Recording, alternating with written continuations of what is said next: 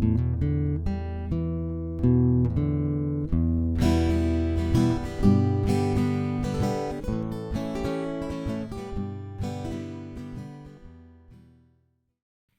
back to Bread and Butter. We're serving up the basics for Hearthstone Improvement. This is episode 148, and as always, I am joined by Pylet. Pylet, how are you tonight? Doing well. How are you? I am fantastic. And after many, many, many technical difficulties, we now have on the wonderful Brigitteous. Brigitteous, how are you tonight? Doing well. How are you doing? I'm fantastic. And am I saying that right? Because I always kind of like mumble it in my mouth. If you've ever seen Transformers, it's like Optimus Prime. Brigitteous. Brigitteous. Okay. That's what I was saying, I think. I don't know. Yes. But anyway, what have you been doing in Hearthstone? I've been cooking up some homebrew decks, been playing a lot of viewer decks, trying to stay in top 500. What about you guys? Pylet, what have you been up to?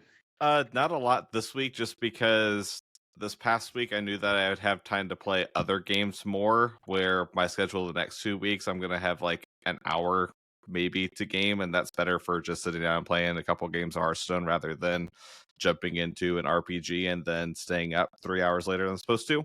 So still kind of just, we'll get to that here in a little bit. I've sunk a lot of time into Expedition 33 this week.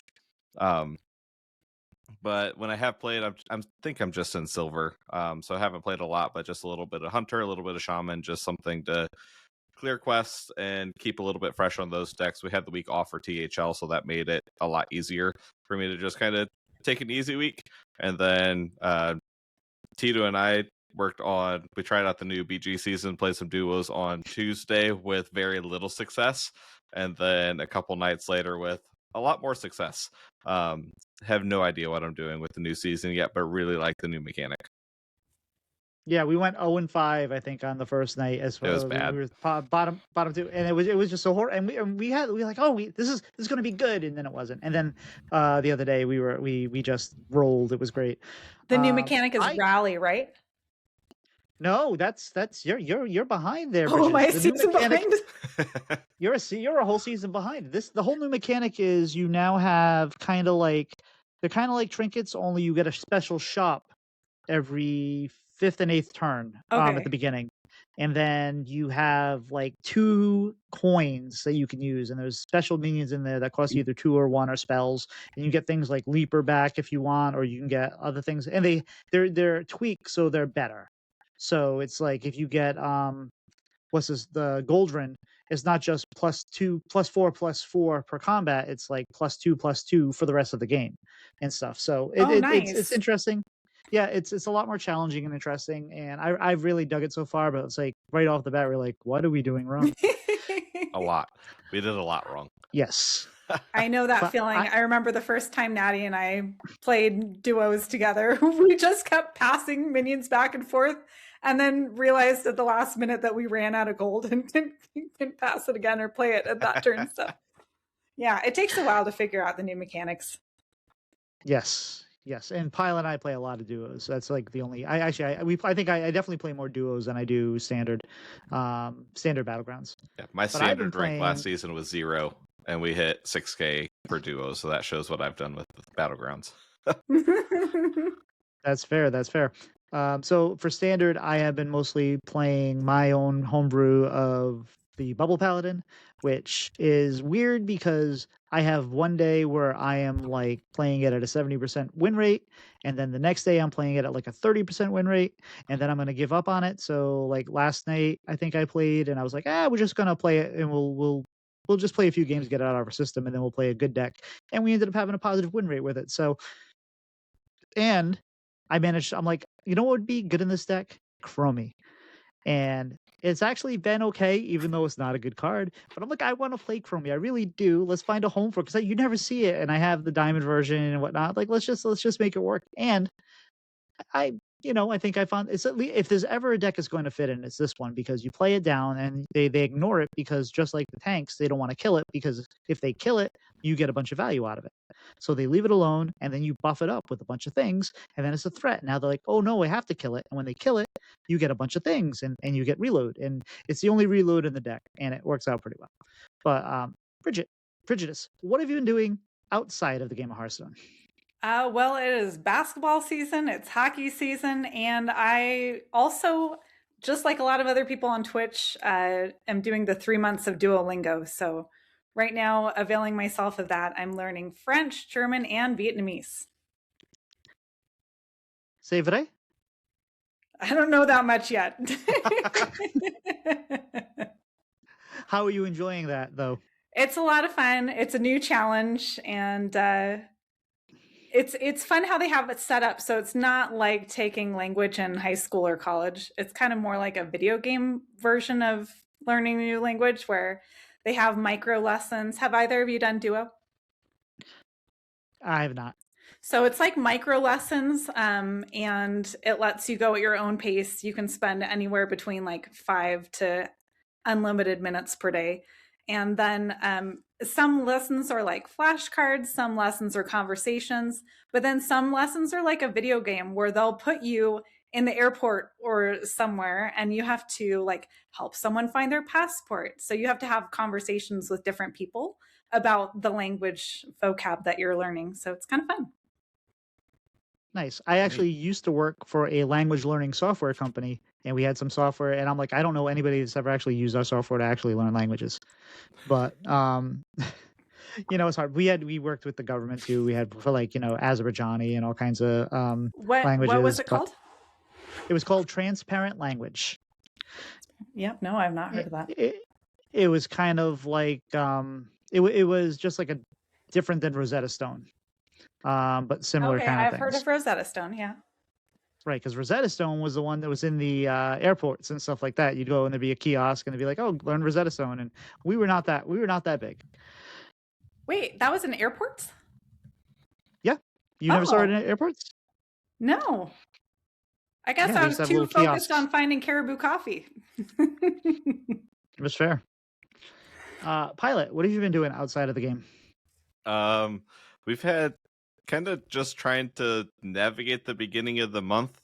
It's December, so as a music teacher and band director, that means it's crazy busy because it's concert season. This week's not too bad. Next week is the one that will survive because I have something every single night after school next week. But we've had a lot of weird weather. We had snow, we had fog and freezing fog, we had ice, we had freezing rain, so the schedule is all over the place. Thankfully, I'm happy with where we're at for the concert this week, so hopefully the weather holds tomorrow for us to have a normal day of school and go into that. But use some of that craziness and some time to, as I mentioned, play a lot of Expedition 33. I've gotten into Act 2, and just about an hour before we started recording, got the last playable character unlocked, so that's kind of where I'm at for people who played the game, starting to figure out the team comps and what skills work together, and definitely getting a lot better at that side of it, trying to go more blind to just explore and have fun with the game rather than looking stuff up. And it's so much fun. It's such a good game. It makes a lot of sense why it was nominated for so many awards, and will probably win quite a few of them this year. Fantastic. And I have not had much going on with work's been busy, but it's also we're coming up into the season. I work in an office now for the first time in 20 years, or 18 years. So it's been nice to we're gonna have a potluck this week, and we have a what do you call it? Yankee swap the week after, or a white elephant, or whatever you call it in your part of the region of wherever you live, and that's fun. I'm looking forward to kind of doing those kind of things. And outside of that, I've just been playing some Civ in my spare time, and cleaning up from some snow. We already had a snowstorm last week, and I had to get plowed because I'm not up where I live during the week, so I have to pay somebody to do it. And this sounds like it's going to snow again this week, and it's gonna bankrupt me, and it's not even winter yet. Winter's not for another 3 weeks. So, but I think it's time to get to know our guests. What do you think, Pylet? Yeah. So, Brigitteous, how did you get started in gaming? And how did that lead you to Hearthstone? Well, I started gaming as a kid. Some of my fondest memories are playing video games with my girlfriends, either before or after school, in addition to card games. And we always fought over who got the blue Chun-Li. And then when I got older, in high school, I was actually president of an RPG club. We played a lot of Dungeons and Dragons and had to be very quiet because we played at a library. So we had dice simulators on our calculators and just followed my passion for RPGs throughout college. I used to play a lot of Diablo, finally had to give that up because I realized I should be spending more time like buffing myself instead of buffing my characters. And so I took a break. And then after I graduated, I came back. And it wasn't until I was working that I found Hearthstone and was playing kind of like on the side and didn't get into it seriously until a couple years ago. I think a lot of people found solace in gaming when COVID hit, and then started streaming. And from there, I think we know each other's stories because that's all how we met, and it's part of the Hearthstone community. Absolutely. So where did your username come from? I used to be a huge comic book girl, so I enjoyed Transformers, which is where my name comes from, Optimus Prime, so I'm Brigitteous. I also really liked X-Men and Batman and Teenage Mutant Ninja Turtles, so all the classics. Fantastic. Which X-Men do you like better, the Uncanny Jubilee. or the Jubilee? I thought you were asking my favorite. When I was a kid, I always wanted to be able to cast fireworks. I thought that would be the coolest skill ever. Yep. And eventually it became powerful for her. She was a little late show at the first, though, right? Not a lot going on. Yeah. What about you two? If you could have a superpower, what would it be? I think mine would be teleportation. Teleportation is a good one. Yes, that was my favorite in Diablo, was having a Shadow Master. I just hate wasting time of having to spend time getting somewhere. So right? Oh, can you imagine not paying for gasoline? Oh my gosh. Not having to go through TSA? Okay, I choose your choice, Pylet. That's a better choice. Teleportation. But fireworks would be so great when there are no dogs around. That's true. Yes. Yeah, I think I kind of like yours too, Pylet. But actually, I'd like to have a photographic memory. But would you really? That means you remember everything you want to remember, but also everything you don't want to remember. I lived an okay life. We're okay with that.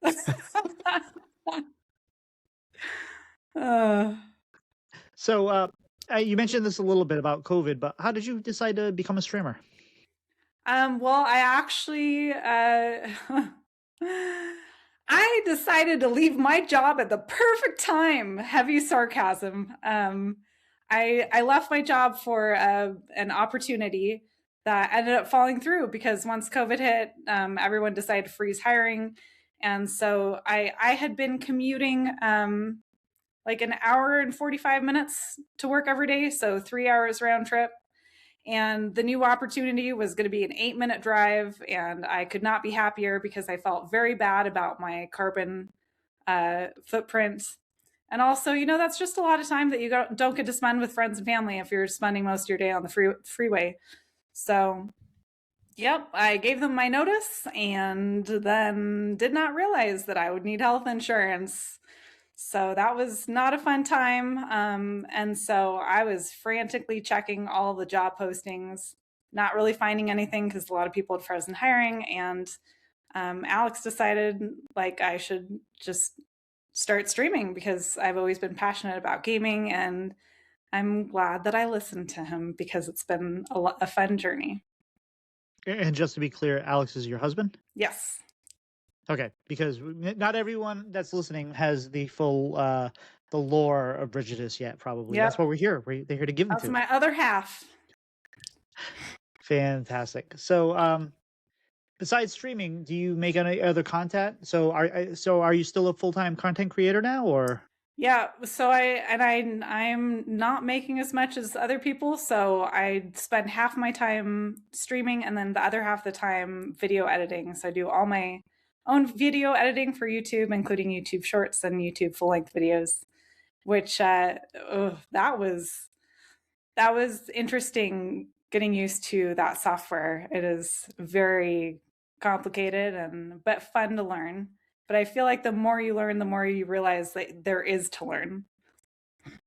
Yes, I've actually been working on learning a lot of that myself as we've been making shorts for things and whatnot and videos and there's a lot there. So you got any tips for me?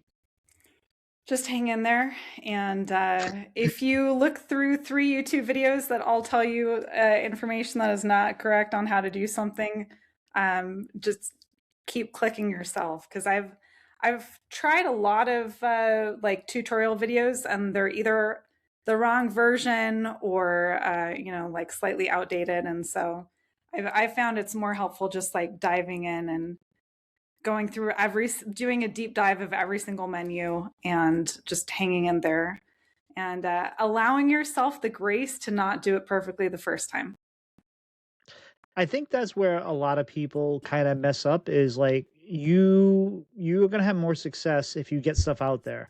And maybe there's some things you want to have perfect, but a lot of people probably spend so much time letting one of my favorite expressions is don't let perfection be the enemy of the good. Yep. Just if it's good, if it's decent, get it out there. And a lot of times it's just like it's funny how a lot of times, and I'm sure you've experienced this, something that took you like hours to gets like hardly any views, and then something you threw together in 10 minutes blows up and you're like, this is not right. It's true. You put King Plush in any video, it's going to do well no matter how much time you spend on it, and then you do something else and you may spend 8 hours on it and doesn't get as many views. So that's another reason to just put stuff out there, because you know what you like, but you don't know what everyone else likes. So give it a chance. That's probably why my shorts with the Rye Cleaver have done so well, because nobody else is doing them. Yep. That's why my priest videos do so well. I am by no means a priest main, but every single expansion, my priest videos top out my other videos, and I think it's because there's less content on it. So aside from the, like, I know you do shorts, what kind of content do you make on YouTube? What kind of long form do you make? So I make mainly guides. So if I come across a really spicy deck and it's not meme, I will make it into a guide. I have done a couple meme videos, but I let everyone know that it's a meme deck so that they don't go out and craft it unless that's their jam. And then I'm also Warcraft Rumble partner, so I've made a lot of guides for Warcraft Rumble Siege, Ironforge Siege, and then Molten Core. So that's up there as well. Well, see, but isn't negative engagement still engagement? So you should you should definitely craft this. This is going to be awesome. And then it stinks. And then they're all mad. I can't believe you had me craft this. And I can't do that. I remember what it was like being dust poor. I can't do that to people. And funny you should say Rumble. Pylet and I started off with making a Warcraft Rumble podcast that lasted 1 episode. 1 episode. All right. Well, we had made it, and then we were going to, then it was I think it was right around Christmas, and then it kind of got busy, and then it was this time, and then we kind of just both fell off of it during the break, because I forget what happened, but we both stopped playing it as much, and then we're like, well, whatever. And it was already a lot of work with this podcast, but he wasn't on this podcast yet. That was when we still had Doc, and you became a frequent guest. Yes. He went out and bought a really nice mic, and I felt really bad. So I was like, you should have him on the podcast more often. And he just kind of transitioned to the role over here. It was great. So you've been working really hard, and you just recently got into the content creator program for Hearthstone. So how validating was that for you? That felt amazing. It's been a goal for a long time, and I had so many people asking me, aren't you there yet? I was like, no, just hang on, it'll happen. So it felt really good that it did. Yeah, we've been trying, and we're working on it, and we're getting there. And everyone assumes we're there already. It's pretty funny. Like Ron would be like, yeah, but because Ron Mexico just got in there recently too. He's like, you guys aren't in there? Like, nope, not yet. But we're small potatoes, but we're growing, we're getting there. Hang in there. I think that's the assumption with a lot of people who are like the usuals on posting everything, is especially people who are positive about everything. People people think that, oh, that must be like a promotion. But no, I just literally love the game that much that for years, even before I was in the program, I couldn't say enough good things about it because it was one of my passions. So. So now that you're in it, how are you? Is it everything you would hoping it was be, or? Yeah, it's nice. Like you have access to information early, and there's the community aspect of it, and yeah, just being able to like ping people and ask them questions. Nice. So, what advice would you have for a small content creator who's trying to grow? Because you came on late. You came on like there was a big wave of Hearthstone creators early on, and then now it's an old game, and it's hard to break in and hard to grow anything because people aren't looking for new things. They just are, they get their old habits and move it. So, what advice do you have for somebody that's trying to grow in Hearthstone or any other game? Especially in a saturated market, but just always in life, I think it's important to be yourself. Don't try to replicate what someone else is doing. Just be your authentic person, and your people will find you. And then be on as many platforms as possible. So when I first started out, learning all the software for streaming is overwhelming to someone who hasn't done it before. So I spent a lot of time on that and trying to get, that set up as well as I could. But once you're comfortable in something, branch out to something new. So that's when I started making YouTube videos. And that then I was talking to Wow Hobbs, and he was like, I see your videos are doing well, but I really think you should be making shorts. He was right. Shorts outperform videos so much. People want to see something quick, and that sparks their interest. And you can always use those to link those to your longer videos. So that's my advice. Be yourself and branch out. As soon as you get comfortable with something, add something else.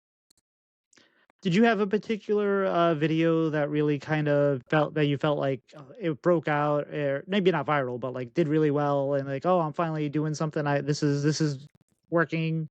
Yeah, I was actually on vacation visiting friends and family, and we were out getting tacos, and I just happened to check my page, and my triple plus short had like 15,000 views, and I was like, when did this happen? So that was pretty cool. And it's nice because it's like, wow, you're doing something right. I'm finding that as I'm making shorts, it's very, especially as I'm like experimenting and learning what's going to work and what's not. Because when I first started making them, I had one. I was posting 4 in a row around the when we had our card reveal, and this is the first as I'm starting to do it, and all of a sudden, like I posted one, and I'm editing the other, and I'm about to upload the other one, and I'm like, I saw in the stats, I'm like, this has got 500 views already. I'm like, how the hell did that happen? And it was like whatever. So now it's just like, now anytime I post anything, like I made a short the other day, and I posted it, and it shot right up, and I was like, oh my goodness, it was like my fastest to 1,000. I'm like, oh, this is going to be the one that really does well, and then it just flattened out, and I was like, what happened? It had like 20 likes. I'm like, this had all the stats, and it's just like, I don't know what happened. And then it's still kind of moving, but it's so hard to understand like what's good and what's not, and how to make it. And it was different. It was slightly different from the content I normally make, so I can understand why it did well. But then also maybe I don't know. It's really, it's hard. If you guys are out there, if you're a content creator out there and you're not there yet, it's hard. Just have fun with it, and find things that you're enjoying, and go from there. And just stick with it. Absolutely. But how about for long form? What did you have a good long form? Yeah, because that's been harder to grow, I'm assuming. Yeah, long forms are more difficult. Usually, my best performing videos are like the videos that I do that are a group of decks. So like decks to play on day one kind of style. People seem to like those because they, I think, kind of enjoy. It's like a holiday, right? When you're like shaking all the packages, you're trying to figure out what might be in the box. And so I think it's kind of fun for people to look at the decks and be like, oh, this looks like something I might enjoy even before the cards are out. Nice. So what's your favorite class in Hearthstone? Either Rogue or Warlock. What about you guys? I think for me, it's Rogue or Mage. Those are the two that I was drawn to the most. For me, it's probably Pylet's laughing. Yeah, it's probably Paladin.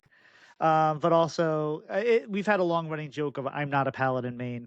And actually, I went like good 4 months without playing any Paladin because I really wasn't feeling What the people have against Paladin? It's a good class. They wouldn't have made it a class if it weren't good, right? I think a lot of people, because it's not overly complex on a lot of levels, so it's not that there's not decisions to be made, and not that there's not complex decks, but it's a lot of it. It's like you play things, you buff them, you hit people in the face, and that's kind of for the most part. I loved. Oh, Pure you mean Paladin. like the phrase "smork paladin"? Yeah. I'm talking about Hunter, by the way. Yeah, I do play a lot of Hunter too. Trade? No. Face? Yes. I think all the classes have different unique like play styles, and I think there's something for everyone. And I don't understand when people are like, oh, this class is more difficult or complex to play. This is like a 5-head class, this is a 3-head class. I feel like play what makes you happy and just ignore what everyone else is saying about it. So you are allowed to be a Paladin main if you want to be. I'm not really. It's like I do play a lot of Paladin, but it's not, for the most part, it's if I find a deck that I like, I latch onto it. Like I played a lot of pure Paladin, and that's where I became a thing because I love that deck. I love the Countess. I love the what am I going to generate this time? How can I? Oh, the invitations. Yes. Yes. How can I solve the issue of me losing this game or winning this game with whatever kind of things I can pick from there or whatever? And that was a lot of fun. Yeah. But like I played thousands of games of Shadow Priest, and I don't really usually play Priest, but that deck really spoke to me at that time, and it was a lot of fun. But my problem is I'm usually attracted to bad decks, and I need to work on that. But anyway, we're not going to go through that because if you listen to the show, you're probably like, yes, we know, Tito. We know you like these stupid cards. So what's your favorite deck of all time or decks? That's really hard to choose. Off the top of my head, one of my favorite decks to play ever was Ghost Rogue. Do you remember that? Where you would play it was kind of like a Miracle Rogue, where you would play as many cards as you could, as fast as you could. So it was an APM deck. And then you would click your location and get a ghost with stealth, with the stats the same as like the number of cards that you played or something like that. It had Male Dancer, so you'd get coins and you'd play those. And then it had draw, and then it had the 4/4 that would discount for every card that you'd played that turn. Yeah, that was a lot of fun. I forgot about that location. Nice. Yeah, I that's where the photographic memory not having that is good because I put that one out of my mind. So, if you didn't stream Hearthstone, or say streaming Hearthstone was no longer valid or viable, what would you stream? Oof. I might have to find a new group of friends to stream Dungeons and Dragons. Ooh, you can do that anyway. I've had several groups. It's hard to keep a band of that many adults together when everyone has different schedules. Indeed. Yeah. As someone that used to be a raid leader for Warcraft for many years, I am well aware of how hard it is to get people to commit to Tuesdays and Sunday nights at 9 p.m. Yeah. Okay, so one final question, and this doesn't have to be anything like deeply personal or anything like that. But what is something people would find surprising about you?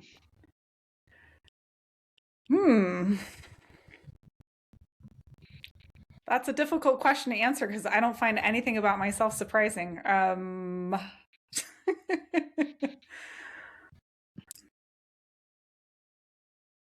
Like, for example, for me, people are surprised to learn that I used to teach ballroom dancing. Oh, that is surprising. Right? What is your favorite ballroom dance? Probably swing. Do you watch Dancing with the Stars? No. Oh, they had a Wicked episode this season that was really fun. Nice. Okay, well, maybe that's my surprising thing too. I used to be in ballet, tap, jazz, and modern dance.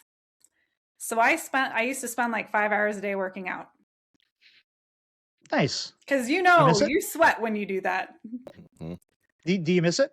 I do miss it. I miss the choreography. I miss the live accompaniment, and I miss all my friends that were in all those classes.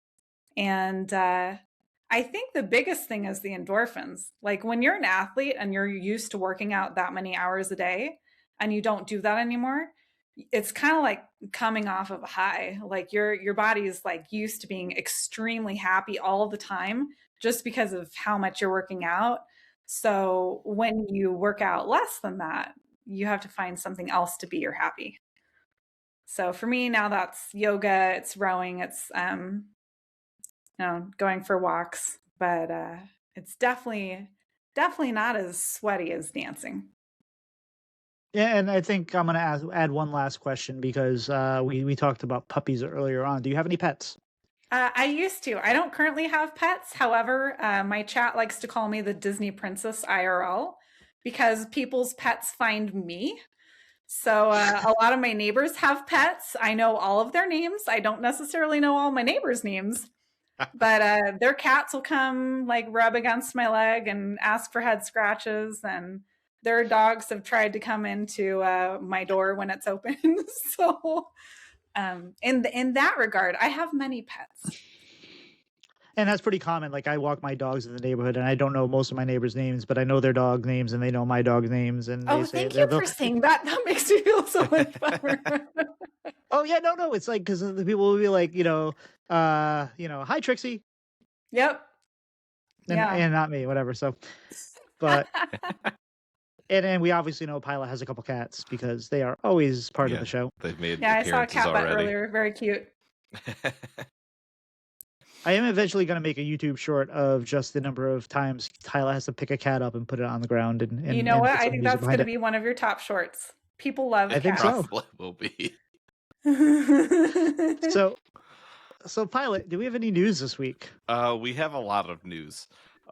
So we talked about, we knew last week when we recorded we were getting patch 34.2, but we didn't have patch notes yet. And now we have them, and there's enough notes that they split it into two different news articles. So we're going to try to go through the too long didn't read version, which is still about 12 bullet points when I was trying to shorten it. So we'll kind of just hit through them and then probably talk a little bit more about the BG stuff at the end. But some of the big bullet points from it: rewind has been sped up again, is significantly faster. Very, very quick, very, very snappy now, and fast enough to where they put Mr. Clockworth back to 3 rewinds. That actually wasn't in the patch notes. They mentioned it in like a Twitter post or something, and I had to go into client to check. So Clockworth has been reverted back to what it was because the animation is fast enough you actually have a turn afterwards now. They should have given him 4. Yeah. Now that it's faster. Don't put that in the universe. Do not do that. If you're playing that card, you're probably not going to win anyway. Arena has been updated to where all the Fabled cards are in except for Rafam now. They did not put Rafam in, probably because they didn't want the 40 card deck thing. And interesting enough, they did confirm when you do redrafts, you can take the Fabled cards out one at a time. So if you get a Fabled card and then there's just one of the 3 that you don't want in your deck when you redraft, you can take just that one card out. I feel like most of them you wouldn't want to do that, but there's a couple that I could possibly see it. Like if you ended up with like Garona for Rogue, but Kingslayer not getting into other legendaries. I don't know which one you'd want to do that with, but it's an option. Gonna skip over the BG season. Signature cards have an update to where they made it more readable. So now the text pops up on the card rather than as a tooltip, which means if there's related cards, now those are showing up in the collection. And they also added some customization options. So if you always want to see the text or never want to see the text, you can do that, and it's a lot more readable. Nice little quality of life change. We have a bunch of events coming up. We're in the middle of a 1-week event, Welcome to the Neighborhood, that went with, I think, a WoW update, if I remember correctly. So they added WoW. What? There's new Player housing in WoW. I don't play WoW, so That's why we have for all of us who can't get housing IRL, you can get housing in WoW. Yeah, and that's why we have the new neutral spell, Welcome Home. I figured it was something like that, but I didn't read it closely enough. Like I said, this was it is too much to read. But yeah, Welcome Home is a neutral spell that 3-mana spell that reopens a location and gives it Death Rattle Summon a 3-cost minion. And then the reward track for that also has 2 Time Waste packs, 2 Tavern tickets, 2 BG's tokens, and 1 Catch-Up pack. Then, as soon as that is done, we are getting Wintervale for 3 weeks, where it's a Rafam-focused Wintervale. There's a new Paladin legendary, Rooney Temporal Guardian, which I forgot to put what that card actually does in the patch notes. So if either of you two can bail me out, or I'll look it up quick. Rooney Temporal Guardian. I don't even remember this. I don't remember. I looked at it, and I don't remember what it was at all. While you're looking at it, I will say that I did find a bug with Welcome Home. If you are playing Welcome Home on one of those locations that transitioned ages, that's like the past, beginning, and future, it sometimes will not retain the death rattle it's supposed to have. Not always, but because normally the death rattle on the Welcome Home card is it gives it a death rattle, summon a random 3 creature.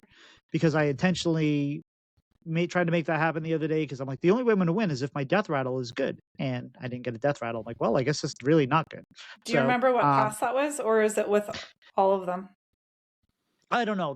I saw this with Paladin, but I believe it was because of the transit. Because I was playing the Nomergon one where it's like first you give it a +2/+2, and then it's +2/+2, deal 2 damage, and it's +2/+2, deal 2 damage, gain Divine Shield. So. Pylet still. I am still looking because it didn't pop up where I thought that it was supposed to. This is amazing podcasting. Do you want me to look at it too? We'll see if I could not find it as quickly as I thought that I was going to. What's the name of it? Rooney. I might have mistyped the name, which might have been my problem. Maybe we haven't got the info for what it is, but I swore that we had. Oh, I know. It's in Discord. I can find it there. I just found it on WikiGG. So it says Rooney, Time Explorer, 3-mana, 3/4 Draenei. Battlecry, discover a location from the future. I think that's the Caverns of Time one. Just kidding. This is a new one. Because I about looked at that one also. There it is. Rooney, Temporal Guardian, 5-mana, 5/5 Draenei, Paladin legendary. Battlecry, send all minions in your hand 2 turns into the future. They return with +5/+5. So some Paladin hand buff, but it empties your hand. Ooh, that's cool. It's interesting. So it's like it's from they send minions from your hand to the future? Yes. Nice. I may have to try that. Yeah. So all minions in your hand go out of your hand, and then they come back 2 turns later buffed. Dude, her artwork is sick. Okay, but like anytime we ever play any of these things that like give your minions +5/+5 after time or over things, they never work out. So this is such a bait card. I can already tell you that, but we're still gonna take the bait and try to make it work. Yes, it is at least enough of a buff to consider, like we talked about with some of the things from this past set, to where in the past I feel like these effects were always like +2/+2 and very safe and conservative, and now they're like, you get a whole nother minion on top of this. Basically, it's a lot more worth it. So someone on Reddit mentioned this could be really good with if you have spells in your hand, or if you have something like Velen that gives you a lot of stuff, just to create hand space, like get more spells. Yeah. Create hand space by sending the minions away, and then play out the spells, and then you get the minions back when you have more space. Yeah. Yeah, that could definitely work. That way, you play this, and then you can play your Shaladrisil the next turn and not lose all the minions or all the things out of it, which has never happened to me before ever. Yeah, like when you need one of the cards, and that's the one that you don't get. Yep. We've all been there. Mm-hmm. Never happens to your opponent though. Your opponent always gets the right card. So we get that from this Wintervale, as well as a Rafam Hero skin, 2 Time Waste epics, and 4 Time Waste packs. And then right after we get the New Year event, which has 3 Time Waste packs, 2 Time Waste epics, and then 2 unowned hero skins, similar to the event that we just had over Thanksgiving, to where they have 2 of the different tiers of hero skins that you don't already have. You'll get a random one of those. And then also for the New Year's event, there's also a 50% chance of getting gold on each quest completion. So your 50% chance for dailies to give 10 and weeklies to give 25, I believe. Cool. So we have dual class Brawliseum going on right now, where it's the 6-win, 3-loss Brawliseum for dual class decks that I know a lot of people have been enjoying. And then we also got teased that we're getting a new brawl in a couple weeks from the 17th to the 24th, where you actually make a deck for your opponent. So they're having a naughty list brawl to where you make a deck and then your opponent plays the deck that you made and you play the deck that they made. So have fun making your opponents miserable. So we finally have a deck for the right cleaver. Yes. I saw a lot of people suggesting building a rogue deck with a bunch of weapon buffs and just hoping your opponent wasn't rogue, so they couldn't dagger. Nice. They added a quick equip for cosmetics. So once you get a new cosmetic, like a hero skin, you can equip it and favorite it right away. And then a bunch of improvements, but bug fix that was most notable. Sparkling File, which is the druid spell that discounts based on the damage it does. It was not giving the discount if you sent it into a Divine Shield minion. That is fixed, so you'll still get the discount if you play that. Then, biggest one is BGs. We already discussed a little bit. We have Time Warp Taverns, where it's similar to Trinket Turns. So twice per game, you get a unique shop. You get 2 special coins, special currency, to where it gives you 5 different options. 3 of them cost 1, 2 of them cost 2, and you can spend up to 2 gold on those. They're unique cards or they're buff version of cards. So like there's one that I know I took quite a few times just because it was the best option at the time and because I was playing greedy, where it's the tier 1 spell where you get a random tier 1 minion. This version you get a random tier 1, 2, and 3 minion. So a lot of buff spells, you have the opportunity to get a second hero power. Really interesting mechanic, kind of spinning off of the trinkets. And then they did a few other changes. There's a huge minion refresh. Too many to talk about. Look up those because I really didn't know what I was looking for, other than they brought Wrathweaver back and had some fun with that. They did change the cost for going to tier 5 and tier 6.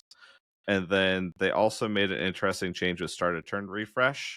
Apparently, it used to only look at the minions that were frozen. So if you froze a shop, it looked at how many minions were there and then refilled to a set number of minions. So if you froze a shop full of tavern spells, you would keep those and then get minions on top of that. Now it looks just based on total number of cards that you have. So if you're tier 1, you can only have 4 cards in the shop. So if you freeze 4 tavern spells, you're not going to get minions on top of that next turn. And Wrathweaver, Swaybay's favorite card, Sarcasm, is now a demon. So it's no longer Pink Boy, it's now Green Boy. Yes. It looks weird. But cool. They've done that with a few different cards. That it was a neutral and now it's not. But there's also still some that you're like, why doesn't this have a class?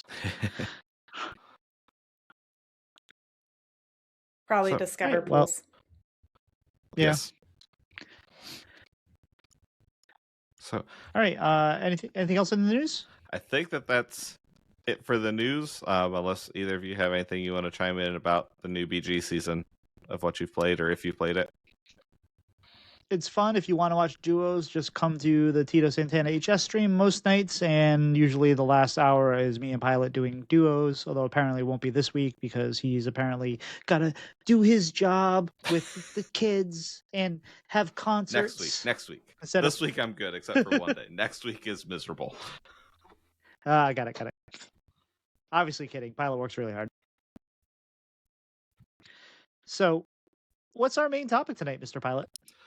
So our main topic is going to kind of take off of what we talked about last week with No Hands didn't know that it was going to tag on that well when we were planning this, but it works out really well as kind of a follow-up.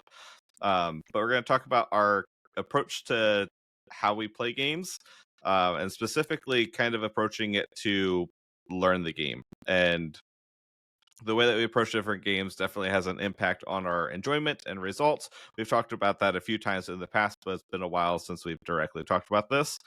And, one thing that I think we've talked about before is totally fine and totally acceptable to just have games and gaming sessions where you're not thinking and it's just brain off. And I'm just going to sit, I'm going to play this game.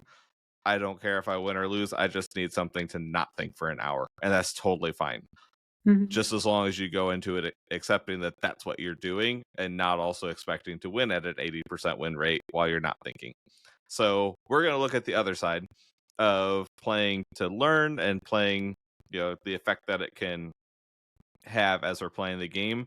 And not going to go into this too much, but I do want to reference, I know it's been a long while. I did not get the episode number, but I know that we talked with Dragon Rider about growth mindset, which goes along with this quite well. I can try to look that up and shout that out at the end, but that might be a good one to go back to as well.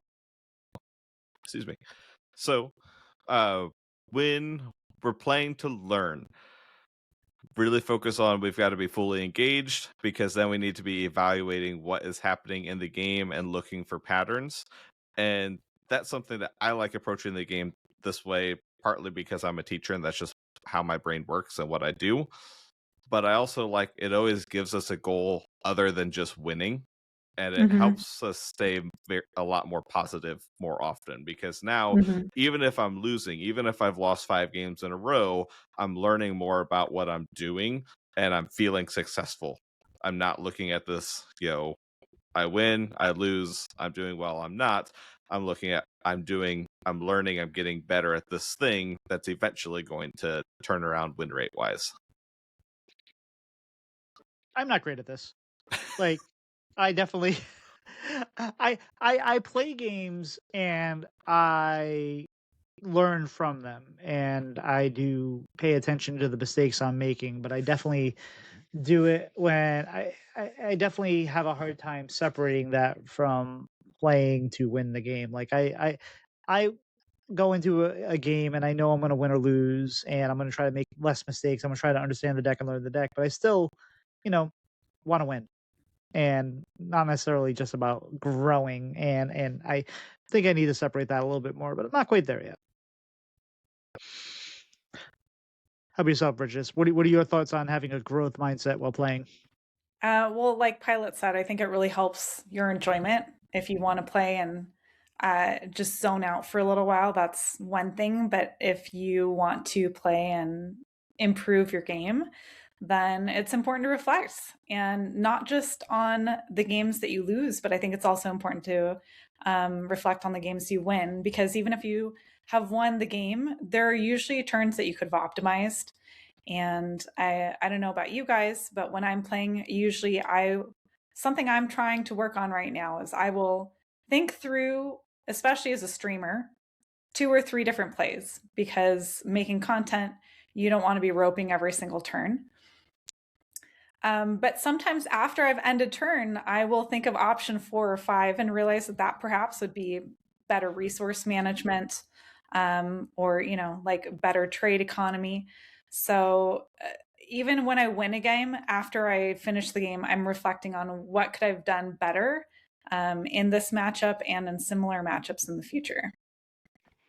Do you like to review replays and whatnot? I know a lot of people do that. I don't really review replays. Even though I use a deck tracker, I've always just kind of counted cards because that's what I'm used to. When I first started playing, I played on mobile, didn't have a deck tracker. So I count cards while I'm playing. And then after the game, while I'm queuing into the next game, I will think through pivotal turns where the tide changed in the game, either where I flipped a board or my opponent flipped a board, and it made a large impact on the game. And I'll think about what they did well, what I did well, what they could have done better, what I could have done better. And that's what's rolling through my brain as I'm waiting for the next game to queue. So if you're one of those people who's looking at that wheel spinner going, why isn't this going faster? that's a great time that you can allocate for reviewing your previous game. And instead of being irritated that you aren't queuing faster, you can be using that to improve your next game.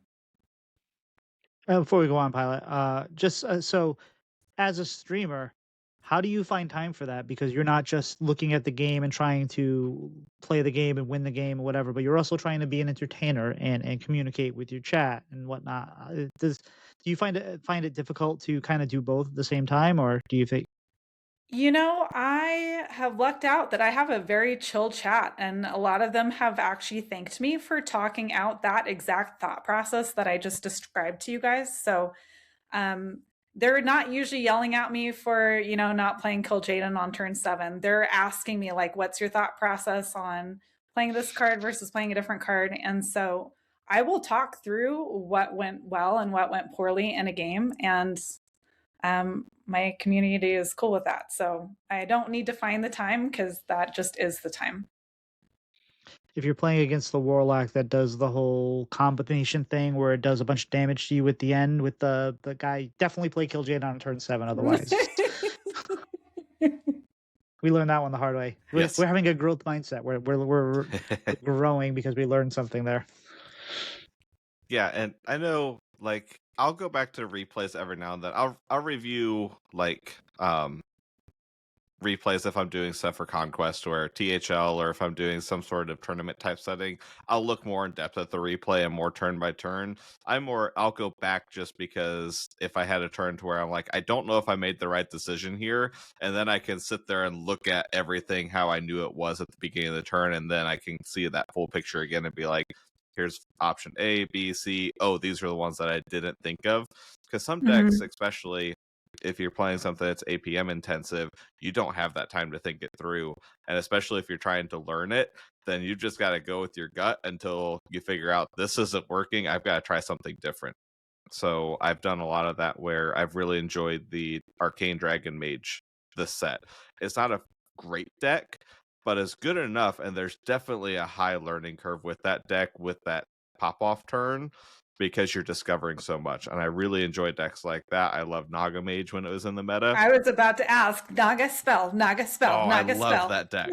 I was so mad when it got nerfed because I had gotten really good at it and I had figured out the bad matchups and had flipped a lot of them, and then they nerfed it because I thought that it was going to sneak by because it wasn't quite good enough to be dominant, and then they took the nerf back to it with everything else that set. But you don't have time, so then you've just got to look back and think of, okay, these are the types of cards I was picking. Maybe I need to go for these types of cards instead. To where I figured out with the Dragon Mage, at least a couple discovers here and there, I've got to grab more resource generation or card draw, because sometimes you just run out of stuff to do. You've got all the discounts and then you run out of cards. So, or you forget how many discounts you have and you pick stuff that's too expensive. So then you start to figure out those breakpoints and kind of know, okay, this is what I need to look for here. And it helps it flow a lot better. And you can't do that without thinking back through. And the replays, I think, are really good if you work with other people too, because a lot of times, like with Pylet and I, because we're on the same THL team and whatever, a lot of times Pylet's like, I hated that play, or you missed lethal, I think. And so then we'll go back and look at it and we'll evaluate it. And sometimes we're right, sometimes we're wrong, and sometimes it's even just sometimes it's worth going back to validate the fact that yes, I did make the right decision here, and then I know that was a good decision, and I can move forward with that, because a lot of times you might even still was that the right decision? And just because you could play a perfect game of Hearthstone with the cards you have and whatnot and still lose because you make the right decisions, but your opponent just had better cards or better opportunities in that game. So just remember that, like, just because you're losing or winning or whatnot doesn't necessarily mean you're not playing good or playing bad. But if you're winning, doesn't necessarily mean you're playing good either. Sometimes you have plot armor. Sometimes you win the game despite all your mistakes because your opponent made more mistakes, or you're just that much favored. I watched an opponent. And like you were talking about earlier with the homebrew deck that you're building, sometimes you'll play it in the morning and in the evening, and it will have two completely different win rates on the same day. So that doesn't mean you're playing well like at one time and terribly the other. Just, your matchups are always changing. Yep. That's part of learning the ins and outs of your deck as well. And you can chalk a lot of to variance, but sometimes it's just like, well, I've seen a bunch of shamans, and I won 3 games against shaman today, but now I've just lost 4 games against shamans. I don't know what's going on. It's sample size, but it's also like the worst thing is when you win. I always say the worst thing you can do is win with the deck that you just started playing, because you get confident in it, and then like the plays you made, you're like, oh, I know what I'm doing with this deck, and then you start like, why am I losing now? Because you're doing the same things, and maybe those weren't the right things to do, or maybe you're just kind of too comfortable with what you were doing at the beginning. So I kind of like when you play a deck at the beginning and you're kind of like 50-50, because you're like, oh, okay, this is what works, this is what doesn't. When you go on a tear right off the bat, you get skewed.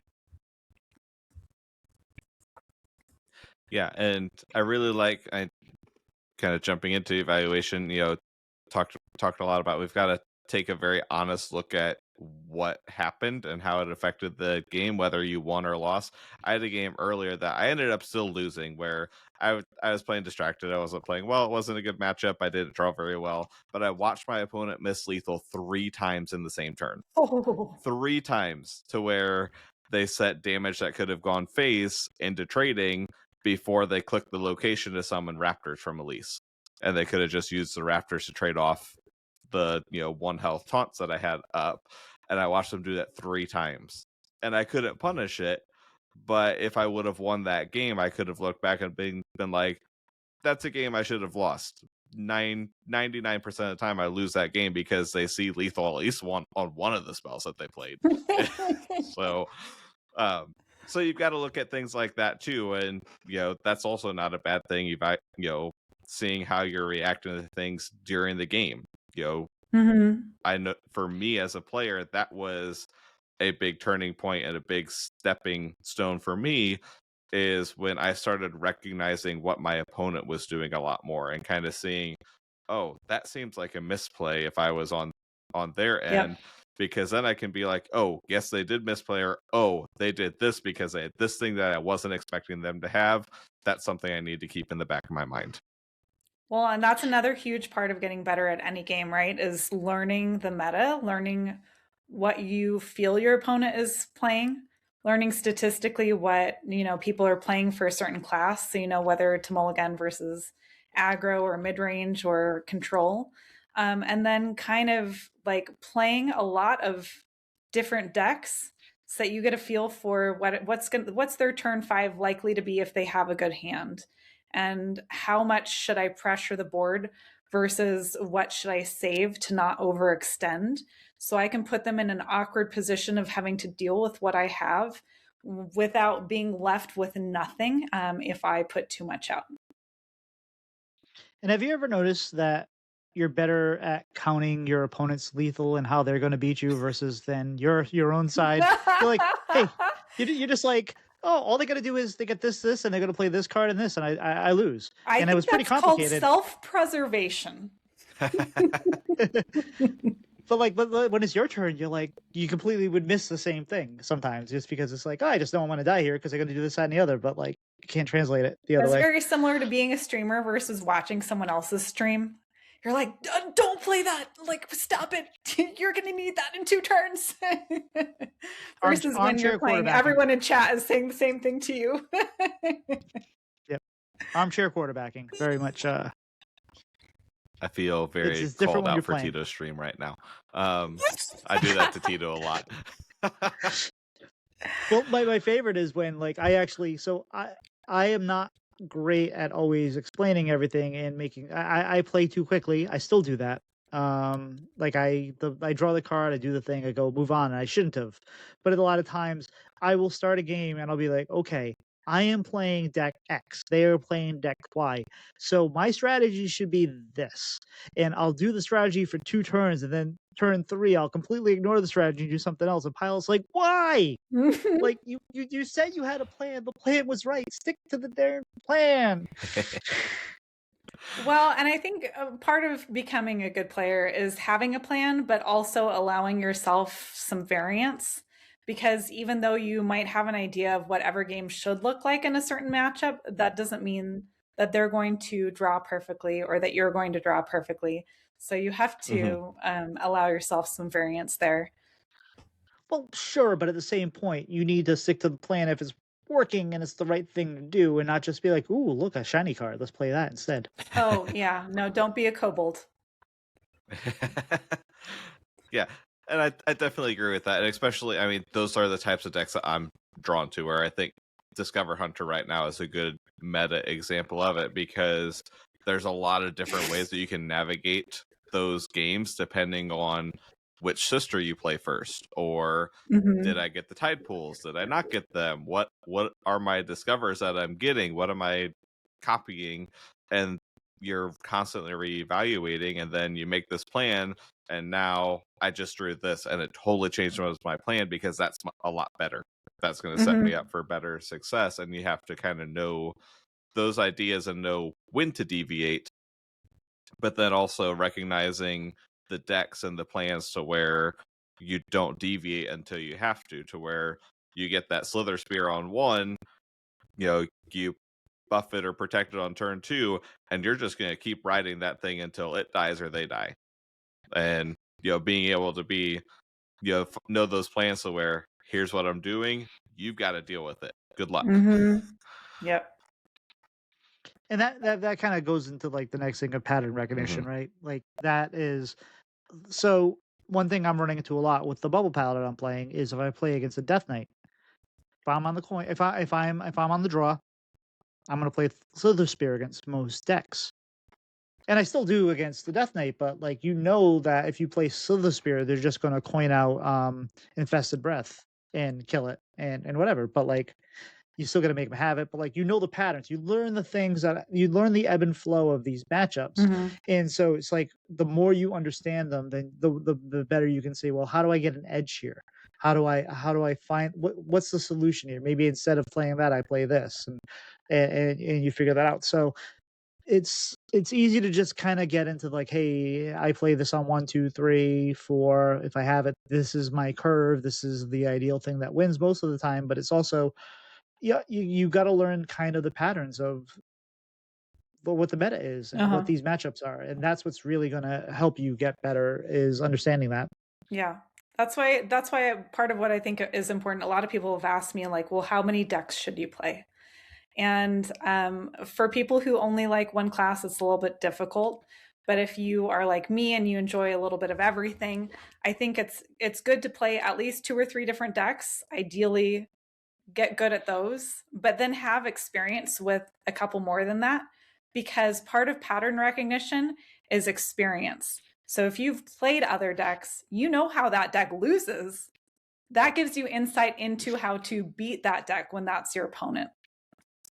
100%. We talked about that many times here. It's just like if you're playing a deck against another deck, just like you're saying, and like, how do I like this deck beats me all the time? How does it lose? How do I beat this deck? And then you just play that deck, you're like, oh, that's how it loses. Yeah, and I feel like Hearthstone is full of players that are on both ends of that spectrum too. To where Tito, you've said you're very much I really like this deck. I'm going to play this deck for 80% of my games, and that's just the type of player you are. Where I'm on the complete opposite end. It's very rare for me to have more than 50 games on a deck in a month. Same. I enjoy playing different decks, and I get bored of playing the same thing unless it's a deck that really grabs me, like the Nakamage did, to where I had that was 60% of my games that month, just because I really enjoyed it and it was so interesting. And there's definitely good things for both of them. Go ahead, Tito. I was gonna say, but that's where it's like I feel like I get, if you have a matchup that, and this is detrimental to me on some levels, I'll talk about it in a second, but if you have a deck that's like 48% win rate, but you play the heck out of it, that's probably going to be like a 54% win rate, because you are taking the deck at like what it averages out to be, but you're adding knowledge to it, you're adding repetition to it, you're adding experience, and that makes it good. The problem I run into it is I'm also doing THL. So when I play THL and I spend all my time playing the 1 or 2 decks I'm really having fun with or I'm really trying to learn, like I played a ton of when I was getting some coaching with Language Hacker, I was playing a ton of the Blood Death Knight, and I really enjoyed it. As Leech Death Knight, whatever, or Starship Death Knight. We played a bunch of Death Knight. But when it came to THL, it's like, okay, now what are my other 3 decks? I know what I'm gonna bring. What are my other 3 decks? And yes, I have enough to get by. Sometimes I've taken decks just to be like, oh, they're going to ban this if I take this. I don't know how to play it, but I know they're just going to ban it, so I'll take it. But I don't recommend that. But yeah, it's the good thing is I'm probably going to win with that Blood Death Knight. But the bad thing is, what am I going to do with my other 2 decks? I don't know, because I've been playing just the 1 deck. So it depends on what you're doing. Not everyone plays THL or Conquest or whatever like that, but there are pluses and minuses to each option. But just have fun. That's the thing. Yep. What's fun for you? Are you having fun playing all those decks? I mean, if you're playing Protoss Priest, stop it, please. Thank you. But outside of that, if you're having fun, just play it. Just play it. And even if you're reading on Twitter and people are like, oh, this deck is so toxic. Yeah, you know what? They'll fix it later. They'll fix it in the next patch. If you're having fun with it, play it. You're paying for either you're paying or you're playing with time or money, and you're having fun with it. Do it. Yeah. Like, that's the thing. Feel like that's a good suggestion for all of life. Yes. Do what makes you happy. Yep. And if it no longer makes you happy, try something else. Yep. But yeah, there's Tito, like you mentioned, there's a ton of value also in both approaches to it, to where if someone's telling you, oh, that's not the way to play the game, no, there's more than one way to play the game. I've changed how I've played the game constantly. When I first started playing, I picked up the game in 2020 when we were on COVID shutdown, and I just needed something to do. A bunch of the streamers that I saw normally watch playing other games started playing some of this also, and I latched on to BGs first, and now I mainly play standard, and that's just how it goes. But Tito, you mentioned when you play that one deck for so many games, every single in and out of every single matchup, and those fine minute details to every little thing, compared to someone like me who plays a lot of different decks.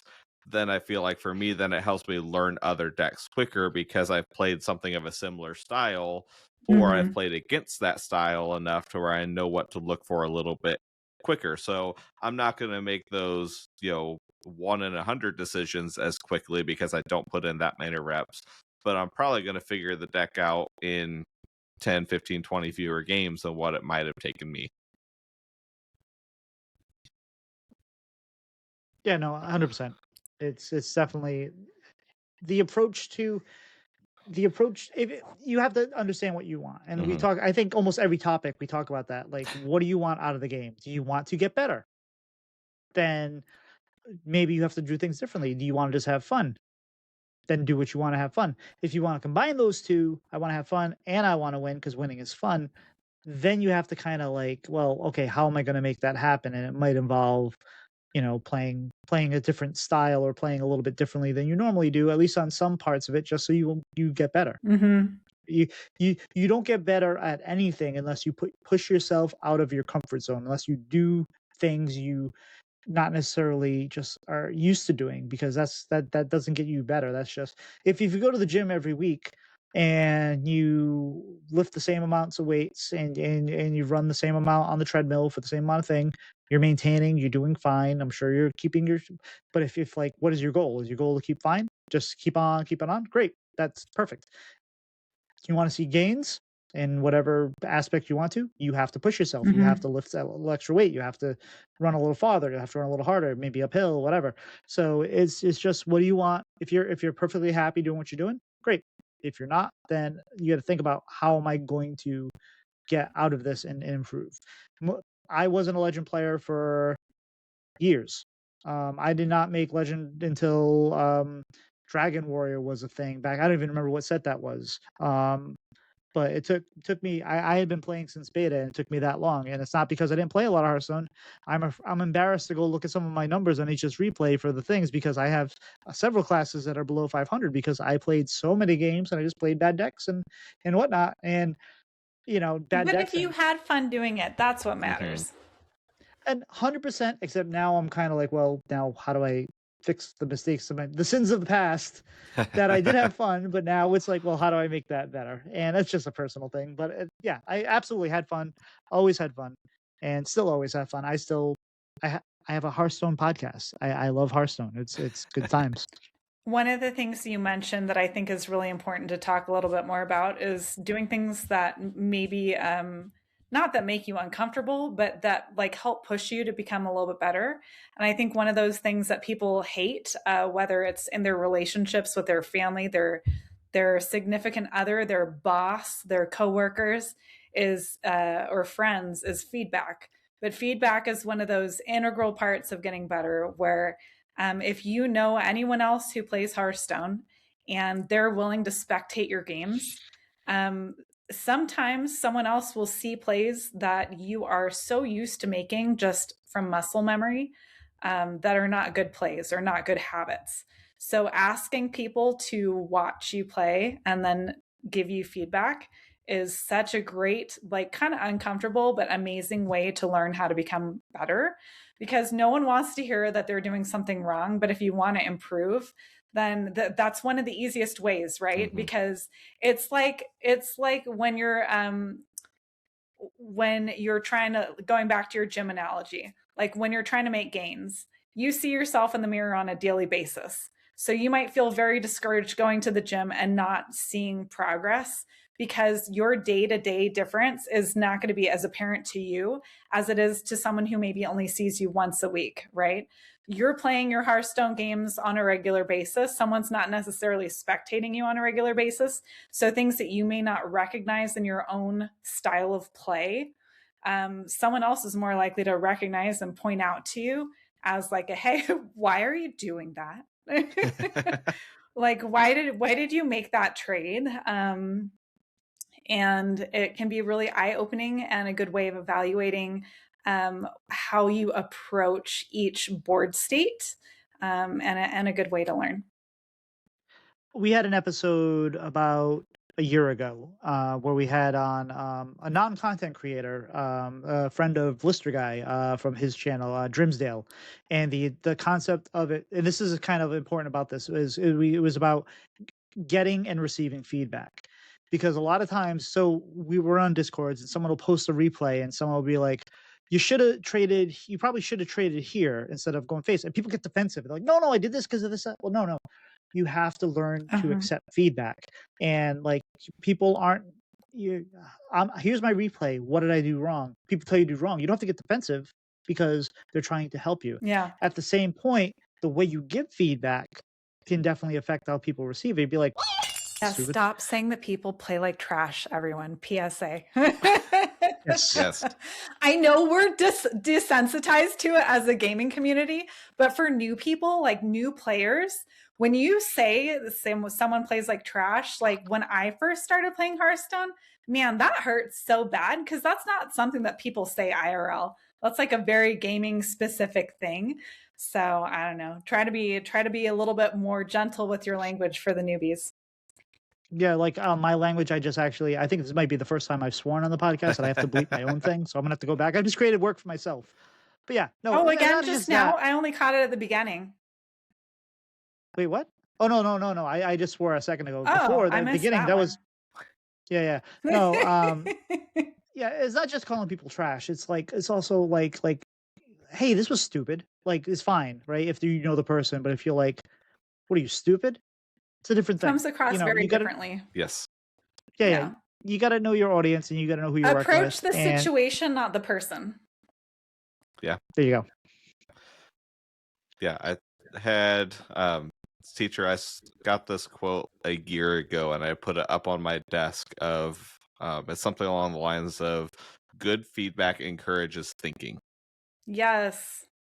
And I wrote that down because I'm like, oh, that's something I need to make sure to do, especially I teach band. It's a very abstract thing. It's not like, math to where you can point to, oh, this is the step in the problem that you made your mistake and this is what you need to do instead. It's okay, what do we need to do to make the sound better? What are some ways that we can do this? What are things that we can try? This doesn't quite feel right. What do you think we should try? Let's try doing this. Oh, that made it worse. Let's try something different. And it's, there's a lot of times that you just have to do that. And you have to approach it in such a very open-ended way. And I think presenting feedback in that way and approaching it of, I always like starting when I'm looking at replays or when I'm talking about plays, why did you do this? Because then you can look at where they started from, because then you can see, oh, they saw the card was green and they played it, compared to... And I love your approach because it started with a question. Yes. Anytime you give someone feedback and it's a statement, I think, like Tito, like you were saying, people can be very defensive when you tell them what to do. But when you ask someone, what could you have done differently here? That's that engagement pilot that you were talking about, of having someone think about their play instead of telling them what the play should have been. Or even just inquiring, why did you decide to make this play? Like, instead of like, what could you do different? You could be like, well, what were you thinking? Because maybe their thinking was solid. Like, there's been plenty of times where Pylet or Language Hacker or whoever I'm talking to, Adelice, whatever, have been like, why did you make this play? And I'll be like, well, because I know this, that, and the other. And they've been like I've had one, I remember one time with Hacker during a coaching, he was like, I hated this play. And then I'm like, he's like, why'd you do it? I'm like, well, I did this, this, and this. And it's like, oh, okay. Actually, that makes sense. Okay, I really like that play. And it's like, it doesn't, just because someone's questioning you doesn't mean that they're right and you're wrong. Or, and there might not be a right and wrong. There might be a like, hey, sometimes this works, sometimes this doesn't. But it's just have an approach to have that growth mindset of, okay, what could I learn from this? Yep. Maybe I shouldn't have played that because this was too valuable to play, or maybe I shouldn't just held this in my hand because what good is it doing there? Whatever. There's so many different things that can happen in Hearthstone where you're like, there are decisions, even things that don't feel like decisions are decisions, right? Like you're like, hey, am I going to play a Righteous Protector on 1? Of course you are, but is that always the play? I don't know. Maybe, maybe not. It's always the play. Yeah, and I think one thing that came to mind for me that when we're looking back, when we're evaluating both the games and also evaluating kind of our own selves and our own natural habits, is to look at the emotional side of things, because it's very easy to get caught up in tilt and be like, I lost this game because, they top decked the right card 3 times in a row, when really you lost the game because of something that happened 3 turns ahead of time. Or you're making your plays. Are you making your plays logically, or are you playing based on tilt? But also looking at those decisions and trying to figure out what ones are actually important. Playing the correct 1-drop on 1. Is there value in figuring out which one the best one to play is? Yes.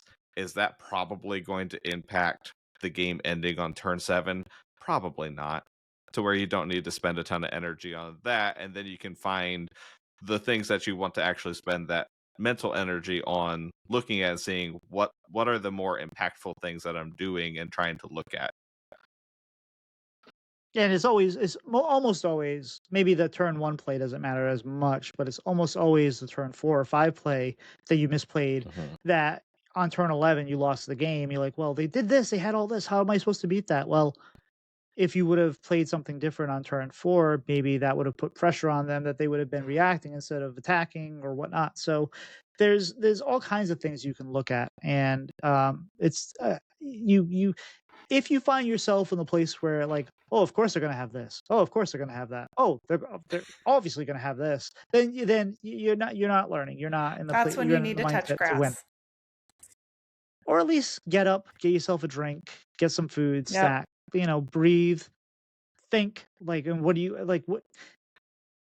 want out of the session right now? Are you trying to learn? Are you trying to get better? Or are you trying, like, and if, again, almost everything we talk about in the show all bleeds together. It's all about one. We talk about focus on different areas, but it's all about if things are happening in your world, if like your wife is pissed at you because you forgot to do something and you're all kinds of bad moody about it, and you sit down and you're playing Hearthstone, you're probably still going to be bad moody. Yep. So if you're trying, if you're like Brigitteous in the top 200 and you want to continue to increase that, then maybe that's not the time to play, because you're probably not going to have the right mindset to play. It's like how everyone says, don't go to the grocery store hungry. I made that mistake this week. You should also not play Hearthstone expecting not to be tilted if you're already upset. So Like you said, like, if you're in a bad frame of mind, do something good for your body, like whether it's a gratitude journal, going for a walk, getting some fresh air, talking to a friend, doing some yoga, stretching, like doing something that makes you feel better before you start playing. You're going to feel so much better. And if you want to keep playing, if you feel like this is my time to play video games, switch modes, do something different. Yeah. That's how I started Battlegrounds. Nice. Yeah, I got tilted in a game, which doesn't happen to me very often because I've done a lot of yoga in my life. So I feel like it's a pretty smooth ride whenever I play Hearthstone. And I always tell people, like, if the worst thing that happens today is that I am below a 60% win rate, I feel like my day is going pretty well. But there was a game where someone kept emoting me the entire game and like roping every turn. I feel like we've all had that one person. And that's how I got into Battlegrounds, because I was like, I shouldn't play standard right now. Like, I'm probably going to make bad decisions. And so, yeah, change modes. There are other modes. Rip duels. I miss duels so much. I miss duels so much. But at least we have Twist. Wait, I'm sorry, never mind. Ouch. Yeah. Anyway, anything else on this Pylet?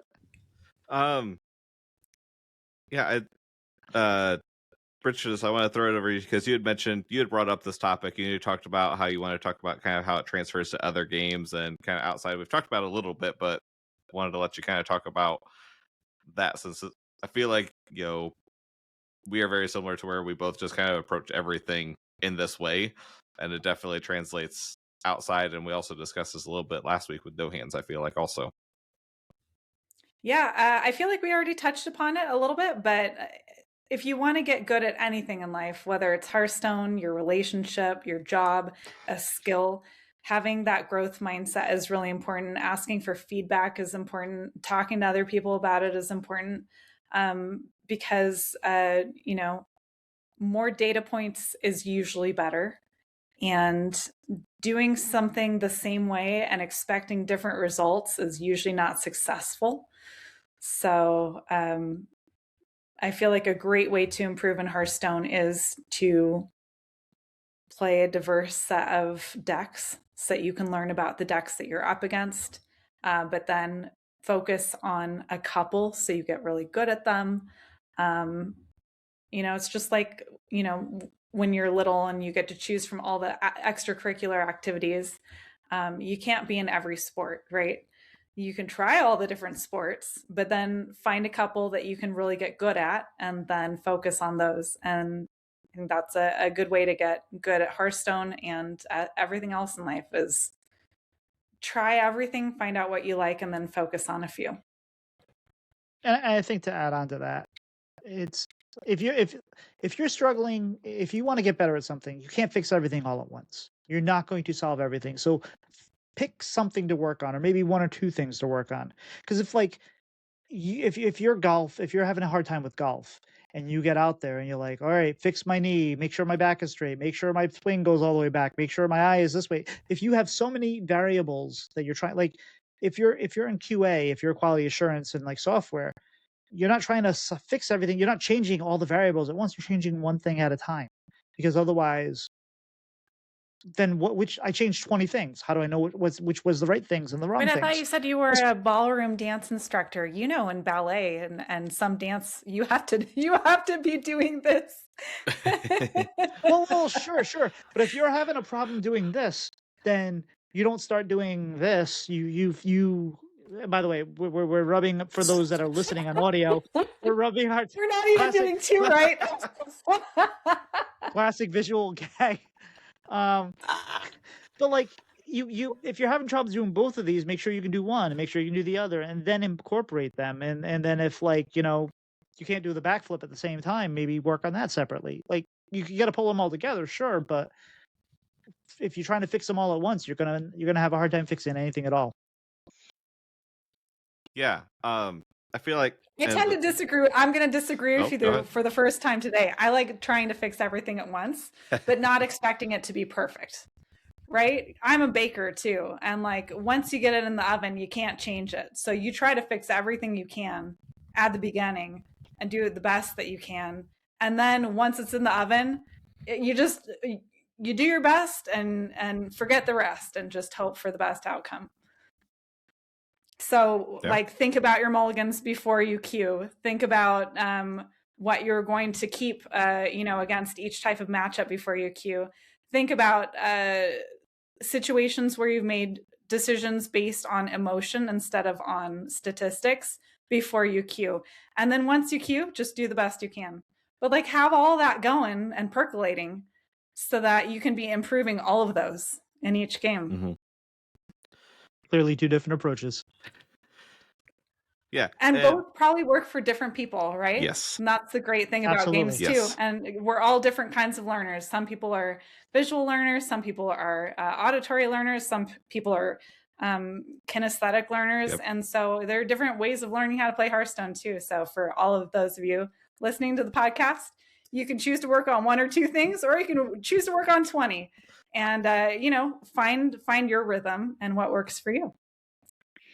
Yeah. And there's definitely, I have approaches a lot of crossover with this, with anything that you do. I think of, just the school year, two things came to mind of like pattern recognition. I use it all the time to where we had just as a story time, because a lot of our kids were burning out because they're involved in so many things, because I want, our high school kids, if they want to be in band and do sports and do this and that, to be able to have the opportunity to while they have the chance to, but they were burning out. So we cut our practice time we took all of our evening practices out. We cut 5 hours of practice out a week and had to adjust to it. And at the end of the season, our last new show didn't go very well. It wasn't because of what we did those 2 weeks. It's because I didn't know how to plan 2 months beforehand, and I figured that out by that time, but it's too late to fix it. And now I can use those patterns and be like, okay, now I know these 2 weeks need to be focused on this. That way this goes much smoother down the line. And using that evaluation, because it's really easy for the kids who didn't have that big picture view to be like, oh my goodness, we didn't work hard enough on this show. I'm like, no, we just didn't have time because we got behind schedule 2 months ago, because I didn't know what to do yet, and now I do for next year.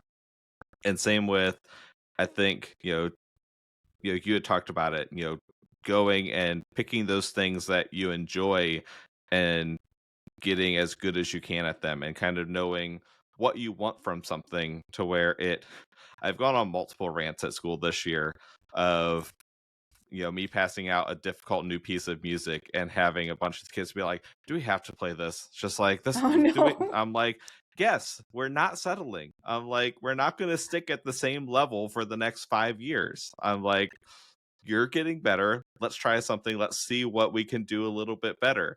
And I got them on my side, but I've started kind of pushing that I post music that I know we're not going to play. It's about, 2 levels harder from what we'd be able to do. But just to prove to them, I'm like, there's a whole nother level that you have no idea exists yet. I'm like, and I'm nowhere close to professional level music. Just to prove the point of, just because you're able to play this doesn't mean that you're done learning. There's a lot more more steps to go. And Hearthstone, there's a huge thing with that. We've talked about it constantly. There's a huge difference between what you're trying to learn as a player, if you're typically finishing at gold, compared to finishing at diamond, to finishing at 10,000 legend, 5,000, top 1K. Those are all such different levels, and the way that you approach the game is so differently that you have to be able to take those kind of varied approaches. Because if you're a gold player and you're trying to listen to a top 1K, there's things that you can learn, but it's a very different level. Very, very different. Yeah. That's true. It feels like a different meta in each bracket. Mm-hmm. Tito, you're muted still. You're at gold, you don't have to worry about hand reading and that kind of thing. It's like, or necessarily that focus on it. Like not as much. You can worry about, let me play the right cards and react, or do the simple things. You're learning different things for sure. Okay, I think that's it. Well, if you'd like to support the show, you can do so by joining our Patreon over at patreon.com/breadandbutterhs. You'd get access to the raw audio early, access to members' channel on Discord. You can help shape future questions. And if you'd like to help us in a non-financial way, you can let people know about the show and tell us how we're going. If you're in chat tonight, you can give us a follow on the Twitch. It's new, and we'd appreciate having you here. And if you can leave us a review, that always helps. And you can find us, as we talked a lot about shorts and videos today, you can find us at BreadAndButterHS. If you prefer to have your podcast in the video format instead of the audio format, we post the VODs every week, and you get to see all our wonderful guests in person. Brigitteous, we have one final question for you this week. What is your favorite dessert? So I thought about this all week. It was very tough to narrow it down. But not for the reason you would think. I'm just not a huge dessert person. But if I am ever offered either pineapple whipped float or churros, it doesn't matter how full I am, I will say yes. Nice. Like the pineapple Dole Whips that you get at Disney World. I didn't want to ask, but yes, if you two have been there and you've been near the adventure area, on the way to Indiana Jones, there's a Dole Whip stand, and those are next to Aladdin. So good. I get married at Disney World, Brigitteous. Oh, that's so much fun. Yeah, it has ups and downs. I mean, I got married in a civil office with it looked like an episode of The Office, and our officiator was a lot like Dwight. So I imagine yours was a lot more fun than mine. It was fun. It had its up and downs. It was fun. It took a while to pay off. But it was fun. Yeah. Ours was cheaper. It actually. So it was an outdoor wedding. My wife had. We were outside of Paris in Epcot, and it was this whole set. My wife spent months setting this up, and the organizers messed up and didn't account for the rain that was coming in. So we got rained on while we were getting there, and then they had to move everything to the Americas. But all her stuff she had worked so hard on was ruined. Oh no! It was a lot. You need a mulligan on your wedding. So do I. That would have been nice. But they didn't offer it. They changed our venue and they didn't tell us until the day before. And yeah. So that was not fun either. I feel like there are so many stories like this. People just never talk about it. But I feel like there are a lot of us who need wedding mulligans. On some levels more than others. But I don't even want to ask a follow-up question to that.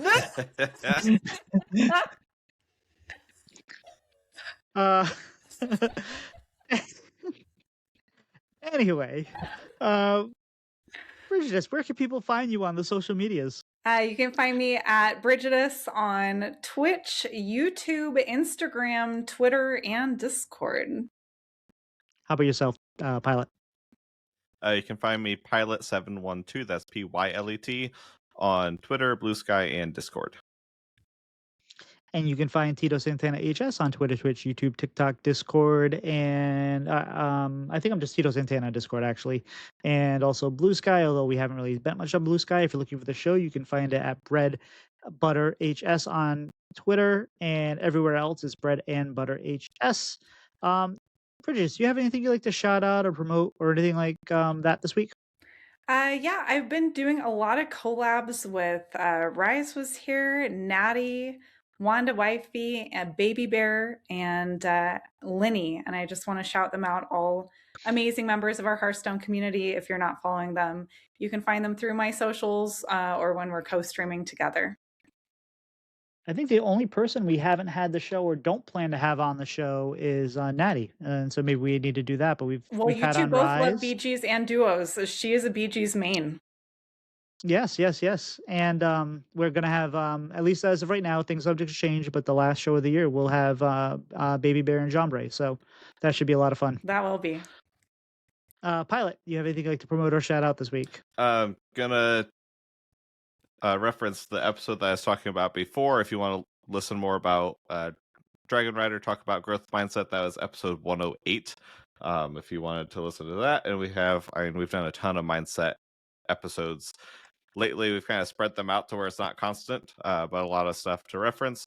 And then also, I don't think I shouted this out last week. If I did, I'm going to shout it out again.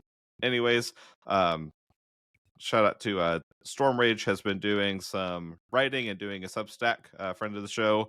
It's been kind of just talking about life and Hearthstone. And then also a friend of the show, Torby, is planning to do an article coming up about games that they've played this year. So really good read. He posts them every Sunday morning, just little 5-minute reads while you kind of drink your coffee and wake up. But definitely give him a shout out for that. And we'll have Storm Rage on in 2 weeks. Yes. So funny with that is, so we've had on Just a Guy and Storm Rage, I believe, on the 50th and the 100th episode, and I booked them not doing the math in my head. And Pylet's like, "Oh, you're having them on for the 150th episode." I was like, "Oh, whoops, I guess, cool." I just was like, we haven't had him on a while. It felt like it was the right time to have him back on. It's funny how the universe aligns like that sometimes. Right? And, Saturn is in retrograde or something. I don't know.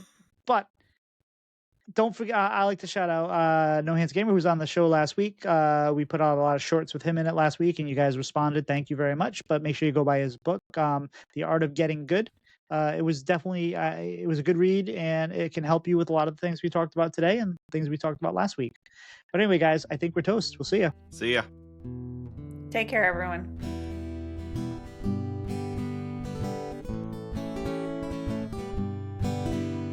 Slide two brothers meet one another when they slide up to the mic.